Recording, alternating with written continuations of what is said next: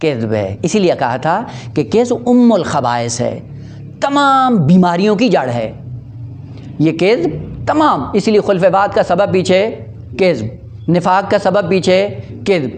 اصلاً جتنے بھی بگاڑ معاشرے کے اندر ہوتے ہیں پیچھے ریشہ کیا ہے؟ کذب. بس یہ کذب عامل اصلی ہے، اور بعض اسباب ایسے ہیں جو انسان کو کذب تک لے جاتے ہیں. بس کذب سے بیماریاں وجود میں آتی ہیں اور ایک ایک کر کے انسان کی زندگی کو آلودہ کرنا شروع کر دیتی ہیں. بس سورہ مبارکہ توبہ نے ان مطالب کا اشارہ کیا؟ ایک کہ ان کا عذاب فقط زمانہ ماضی میں نہیں ہے، بلکہ الی یوم لقاء اللہ تک یہ بیماری میں مبتلا رہیں گے. اور دوسرا وہاں پہ جو ذکر کیا مطلب کہ عامل اصلی اور سبب اصلی ان کے عذاب کا کیا ہے؟ کذب. اور یہاں پہ بھی آ کر اشارہ کیا کہ کذب کی وجہ سے خلف بعد، اور خلف بعد سے نفاق، نفاق سے عذاب علیم وجود میں آتا ہے. بس ایک سلسلہ ہے ترتب کا علت و معلول کی صورت میں جو انسان کی زندگی میں نمایاں ہوتا ہے. خوب یہیں سے پتہ چلتا ہے کہ کذب انتہائی عظیم ترین بیماری کا وہ چہرہ ہے کہ جس کے اندر یہ چیز آ جاتی ہے، آہستہ آہستہ اس کو کالا کرنا شروع کر دیتی ہے. خوب یہ کذب کیا ہے؟ کذب کے لیے دو مطلب ہیں. ایک ہے کذب خبری اور ایک ہے کذب مخبری، اور دونوں میں فرق ہے.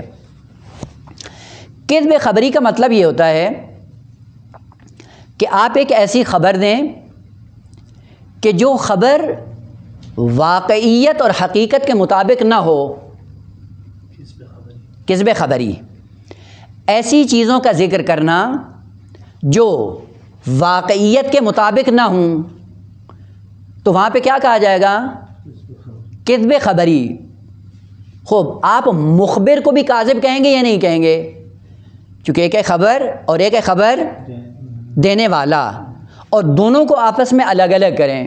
مثلا کوئی بات کرتا ہے نا، بات کرنے کے بعد یہ عموماً چونکہ ہماری دقت نہیں ہوتی، ہم رعایت نہیں کرتے ہیں، اور اس رعایت نہ کرنے کے نتیجے میں ہم اخلاقی بیماریوں میں مبتلا ہو جاتے ہیں.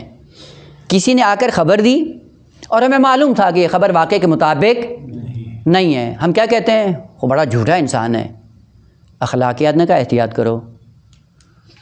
کذب خبری کے سائے میں مخبر کو جھوٹا نہیں کہو، فعلاً احتیاط کرو. اور وہ احتیاط کیا ہے کہ پہلے جانچ پڑتال کر لو کیا یہ کذب خبری کے بعد کذب مخبری بھی ہے یا نہیں ہے. اگر کذب مخبری بھی ہے پھر اس کو متصف کرو جھوٹا ہونے سے، اور اگر کذب مخبری بھی نہیں ہے تو پھر کہو کہ یہ خبر جھوٹی ہے، آپ جھوٹے نہیں ہو. خوب کذب خبری یہ ہے کہ واقعے کے مطابق خبر نہیں ہے. دو، اگر واقعے کے مطابق خبر نہیں ہے تو جو خبر دے رہا ہے اس کی دو صورتیں ہیں. ایک صورت یہ ہے کہ خبر دینے کے ساتھ ساتھ اس خبر کا عقیدہ بھی رکھتا ہے، عقیدہ رکھنے کے بعد خبر دیتا ہے، اور خبر بھی واقعے کے مطابق نہیں ہوتی، تو یہ مضمون کیا ہے؟ کذب خبری بھی ہے اور کذب مخبری بھی ہے. لہٰذا متہم کر سکتے ہیں اس کو کہ خبر بھی جھوٹی اور خود بھی جھوٹا ہے، چونکہ عقیدہ اس کا ہے عالماً آمدن ایک خبر جھوٹی دے رہا ہے اور واقعے کے مطابق بات نہیں کر رہا ہے. لیکن ایک مرتبہ کیا ہوتا ہے کہ مخبر خبر دیتا ہے لیکن اس بیچارے کو نہ عقیدہ ہے نہ علم ہے، احتمال کی بنیاد پہ خبر دیتا ہے، اور اتفاق سے وہ خبر کیا ہوتی؟ واقعے کے مطابق نہیں ہوتی. چونکہ عالماً آمدن اس نے یہ خبر نہیں دی، عقیدہ بھی نہیں ہے، اور خبر اس نے دی، اور جب خبر دی واقعے کے مطابق نہ ہوئی.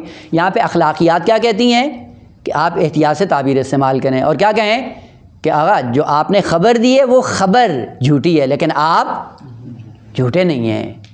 اسی لیے کہا ایک ادب سکھایا ہے علم اخلاق کی دنیا میں، اور وہ یہ کاش کہ ہم بھی متخلق ہوتے تو یہ پورا معاشرہ بہشت ہو جاتا. اور وہ کیا ہے کہ جب بھی کسی کے اندر کوئی نقص دیکھیں اور کوئی عیب دیکھیں تو اخلاقیات کا تقاضا یہ ہے کہ کیا کہیں کہ یہ بات بری ہے، آپ برے نہیں ہو،